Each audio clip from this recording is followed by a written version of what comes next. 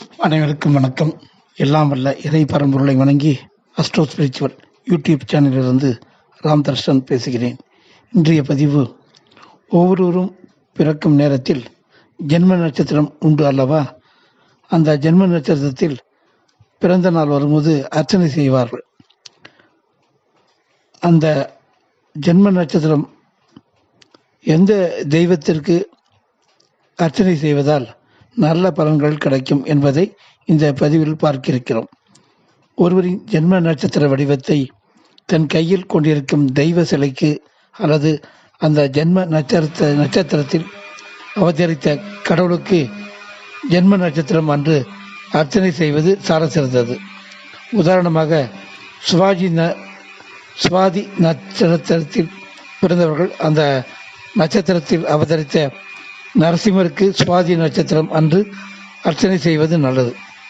அதுபோல் ஒவ்வொரு நட்சத்திரத்துக்கும் எந்த தெய்வத்திடம் சென்று அர்ச்சனை செய்து கொள்ள வேண்டும் என்று பார்ப்போம்.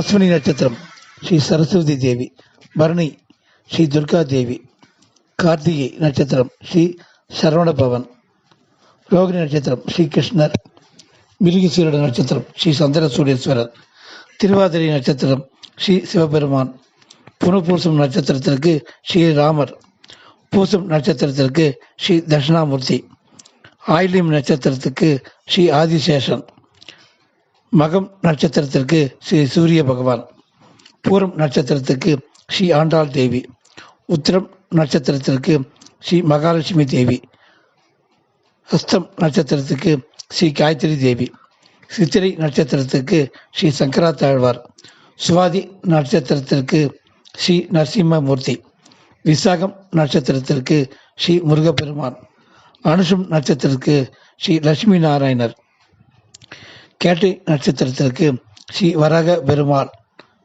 மூலம் நட்சத்திரத்திற்கு ஸ்ரீ ஆஞ்சநேயர், போராடம் நட்சத்திரத்திற்கு ஸ்ரீ ஜம்புகேஸ்வரர் சிவபெருமான், உத்திராடம் நட்சத்திரத்திற்கு ஸ்ரீ விநாயக பெருமான், திருவோணம் நட்சத்திரத்திற்கு ஸ்ரீ ஹயகிரீவர், அவிட்டம் நட்சத்திரத்திற்கு ஸ்ரீ அனந்த சைன பெருமாள், சதியம் நட்சத்திரத்திற்கு ஸ்ரீ மிருத்யுஞ்சேஸ்வரர் சிவபெருமான், புரட்டாதி நட்சத்திரத்திற்கு ஸ்ரீ ஏகபாதர் சிவபெருமானை வழிபட வேண்டும். உத்திரட்டாதி நட்சத்திரத்திற்கு ஸ்ரீ மகா ஈஸ்வரர் அர்ச்சனை செய்து வழிபட்டு வர வேண்டும். கடைசியாக ரேவதி நட்சத்திரக்காரர்கள் ஸ்ரீ ரங்கநாதரை கோயிலுக்கு சென்று ஸ்ரீரங்கம் சென்று அர்ச்சனை செய்து வழிபட்டு வந்தால் சிறப்பான பலன்கள் கிடைக்கும் என்பது தினம். ஆகவே ஒவ்வொரு நட்சத்திரத்தில் பிறந்தவர்கள் அந்தந்த நட்சத்திரத்தில் வணங்க வேண்டிய தெய்வத்தை வணங்கி அருள் பெறுமாறு கேட்டுக்கொண்டு விடைபெறுகிறேன். நன்றி, வணக்கம்.